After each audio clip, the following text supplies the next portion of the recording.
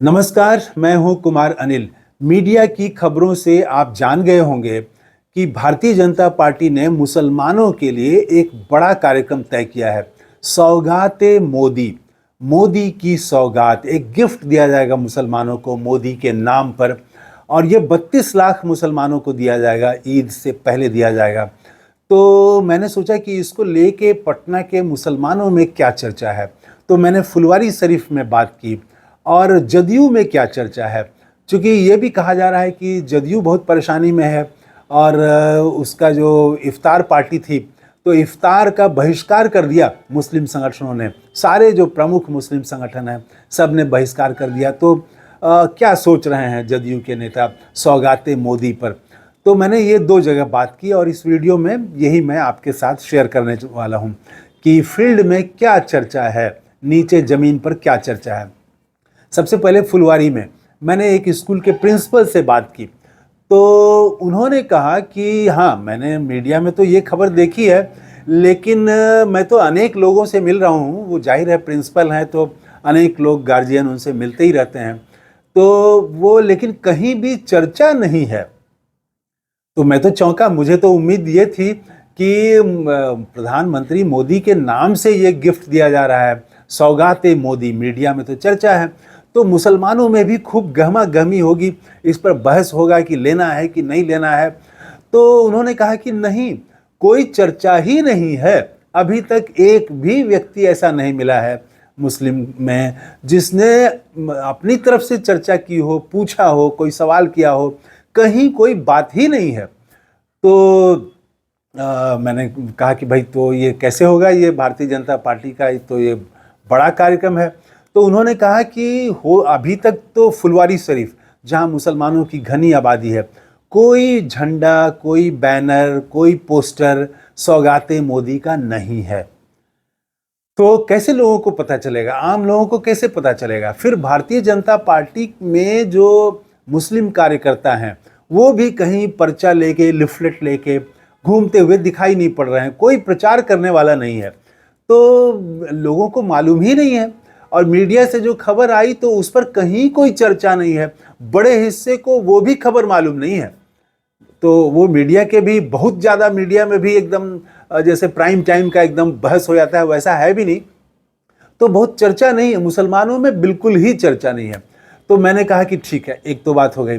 दूसरी बात मैंने कहा कि तब आप अपनी निजी राय ही बताइए कि ये मोदी ने ऐसा क्यों किया, भारतीय जनता पार्टी ऐसा क्यों कर रही है। तो उनका जो जवाब था वो सीधा यही जवाब था कि देश भर में वक्फ संशोधन एक्ट जो आया है, तो उसके खिलाफ में मुसलमानों में आक्रोश है, नाराज़गी है, सवाल है। तो मुसलमान विरोध प्रदर्शन भी कर रहे हैं। आज ही पटना में गर्दनी बाग में बड़ा प्रदर्शन हो रहा है मुस्लिम संगठनों का। जितने भी प्रमुख संगठन हैं, इमारत शरिया या मुस्लिम पर्सनल लॉ बोर्ड, इस तरह के जो भी प्रमुख संगठन हैं, सब मिल के प्रदर्शन कर रहे हैं। तो उन्होंने कहा कि आज ही प्रदर्शन हो रहा है पटना में।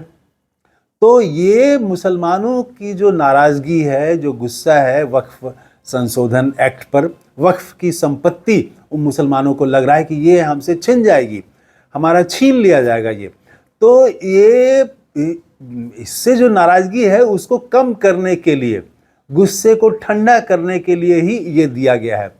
तो मैंने कहा कि क्या इसको कहा जा सकता है, बातचीत से ही ये चीज़ निकल के आई कि इसका अर्थ ये होता है कि वक्फ दो और सौगाते मोदी लो।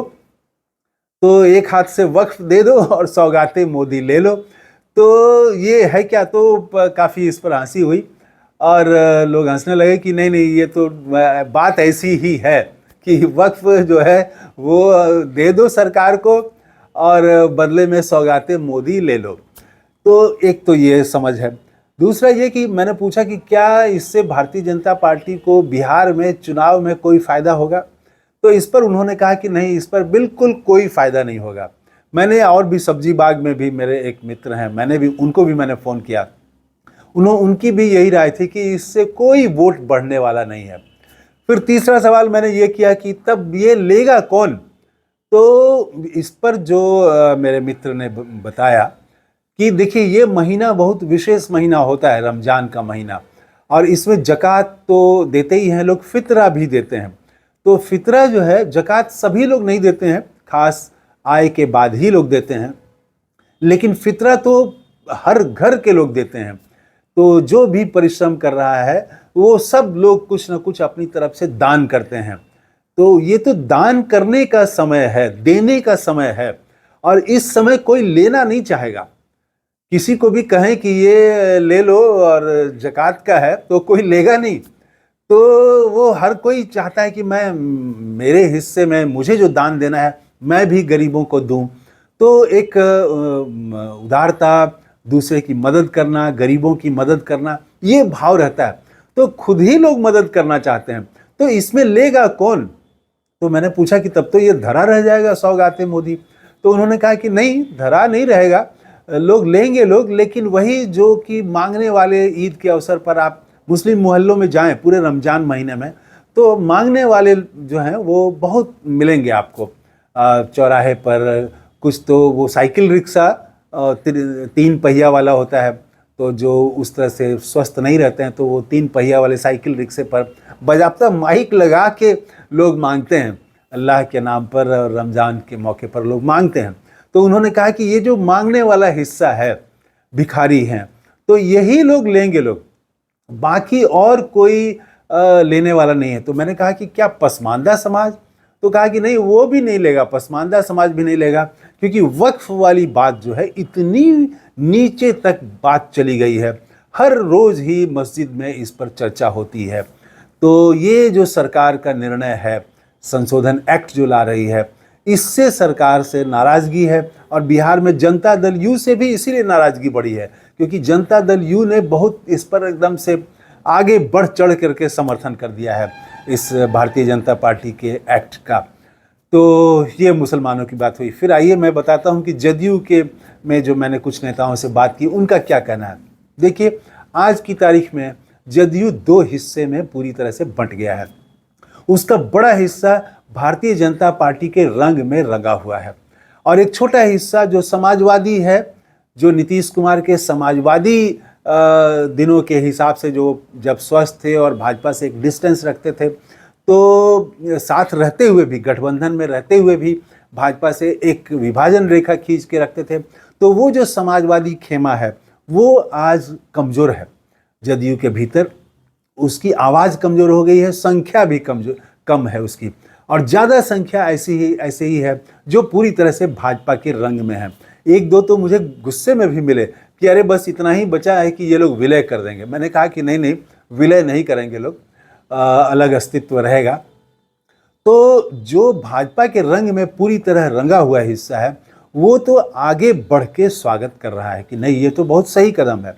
और जो लोग अब समाजवादी विचार के हैं, थोड़ा कमज़ोर पड़ गए हैं, उनका भी ये कहना है कि नहीं, इससे थोड़ा तो असर पड़ेगा, लेकिन मुसलमान का ऐसा नहीं है कि ये जो संगठन है इनका ही पूरा प्रभाव है।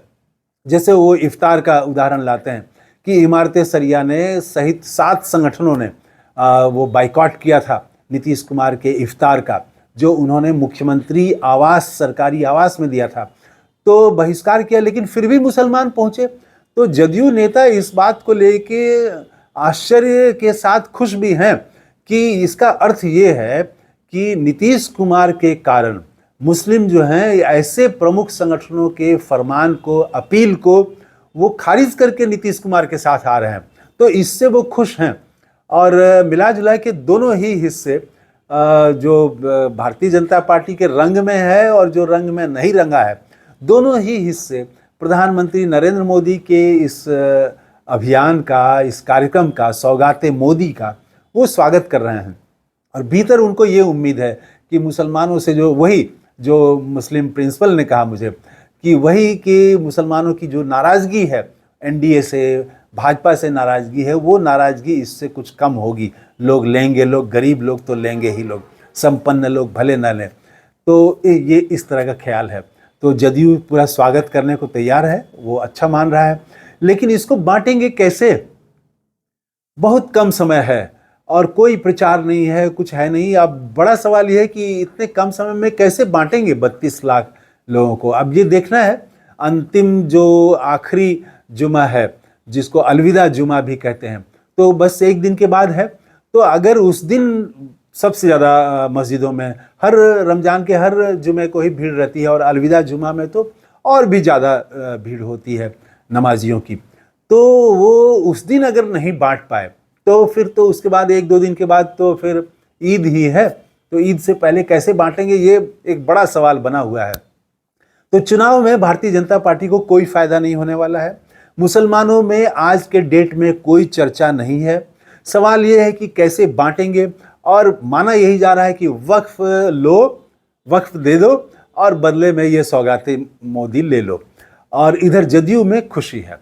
इस वीडियो में इतना ही। थैंक यू, धन्यवाद, जय हिंद।